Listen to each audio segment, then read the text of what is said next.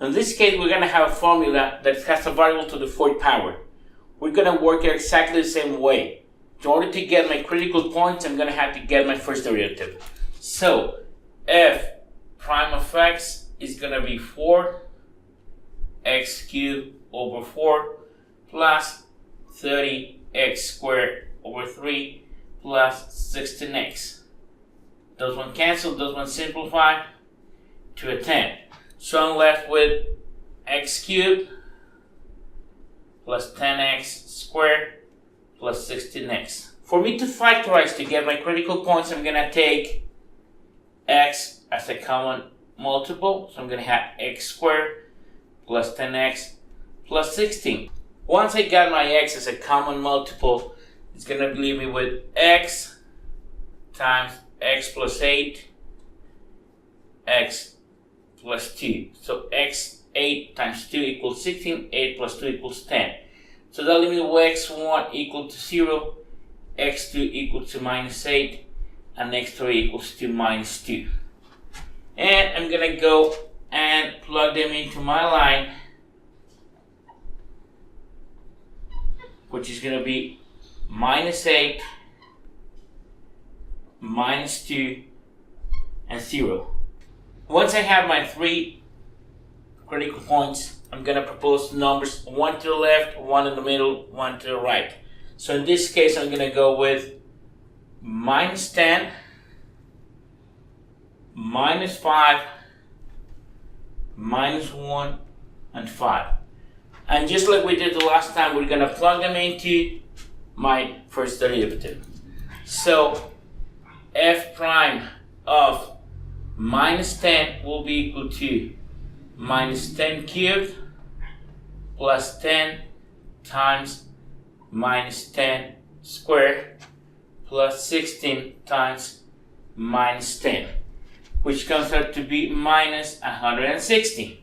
Once again, since it's going to be a negative, that means that it's going to be going down. On my minus 10, I'm going to go with an arrow pointing down.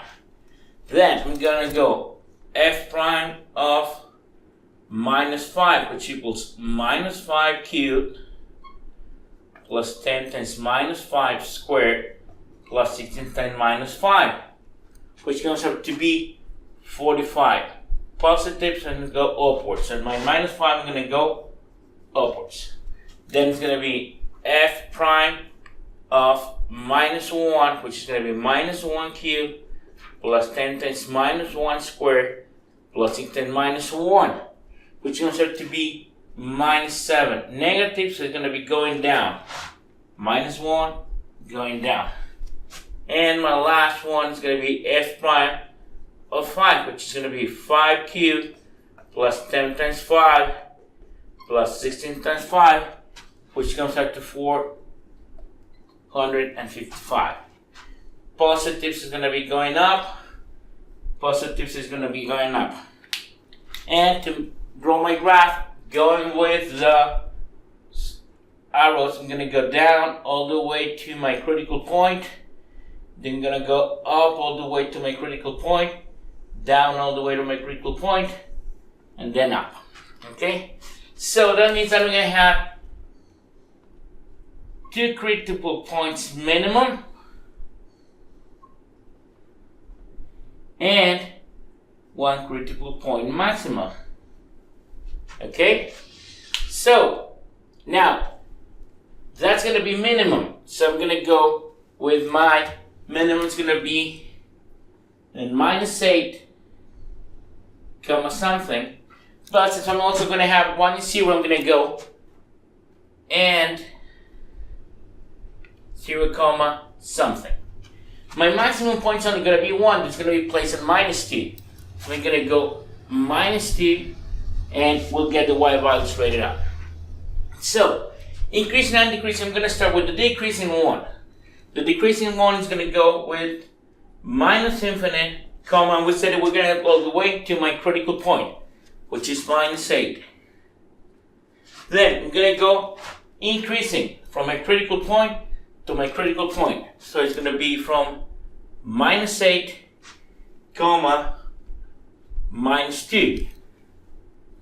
Then it's going going to go decreasing again from critical point to critical point. So it's going to be union once again with an interval, so we have to use union. It's going to be minus 2, comma 0, and then we're going to go increasing again. So it's going to be union 0, comma plus infinite. Now, how do I get my inflection points? I have to go with the second derivative. So f by prime of x is going to be 3x squared plus 20x plus 16. You can try to factorize it, or you can go with the quadratic formula, but at the end we're going to get x1 equals minus 0.930, and x2 is going to be minus 5.737. So I'm going to have two critical points also. So it's going to be on minus 0.930 comma something and minus 5.737 comma something. We're going to find it out later on once again. So I had three critical points. That means I'm going to have two inflection points. So it's going to be someplace around here and someplace around here. Okay? So this is going to be concave up, concave down, concave up. So concave up is going to go from minus infinite to my first critical point, which is going to be minus 5.737 union with concave up, my second inflection point, which is going to be minus 0.930, comma, to infinite. And concave down is going to be downwards. It's going to go from critical point to critical point. So it's going to go from minus 5.737 to minus 0.930. And to get my y values, I'm going to plug in these numbers into my original formula. So I'm going to get f of minus 2, which is going to be minus 2 to the fourth power divided by 4 plus 10 times minus 2 cubic over 3 plus 8 times minus 2 squared plus 15, which comes out to be to 24.333. So that's going to be 24.333. Okay? Then we're going to get f of minus 8. It's going to be minus 8 to the fourth power divided by 4 plus 10 times minus 8 cubed over 3 plus 8 times minus 8 squared plus 15, which comes out to be to minus 155.667. So that's going to go minus 155.667. Then I'm going to go for f of 0, which comes up to be to minus 0 to the fourth power divided by 4 plus 10 times 0 divided by 3 plus 8 times 0 squared plus 50, which will come to be 15. So that's going to be 50. So to get now the y values for deflection points, I'm going to go f of minus 0.930, which is going to be minus 0.930 to the fourth power divided by 4 plus 10 times minus 0.930 cubed over 3 plus 8 times minus 0.930 squared plus 15, which comes out to be 19.425. So that's going to be 19.425.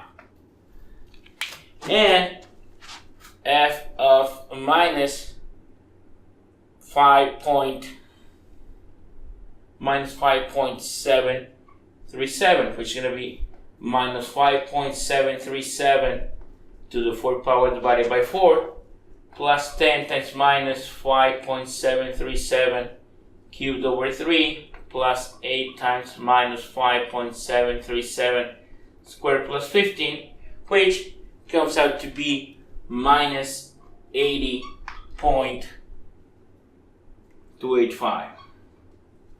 So that's going to be minus 80.285. And that's all the information we need.